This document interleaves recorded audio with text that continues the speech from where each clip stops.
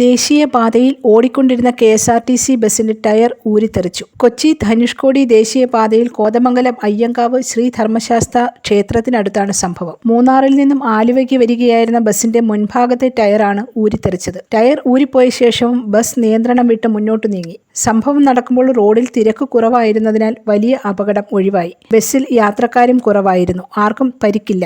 RSC 308 എന്ന സീരീസിലുള്ള ബസ്സാണ് അപകടത്തിൽപ്പെട്ടത്.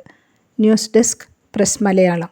പവനേറുന്ന തങ്കമാണു നീ, ഒളിമായാത്ത തിങ്കളാണു നീ,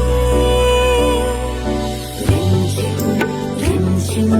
കൊഞ്ചും നിലാ, എന്നും സ്വന്തം രാജകുമാരി. Be a Rajakumari. Rajakumari Gold and Diamonds. The trust of Travancore. രാജകുമാരി.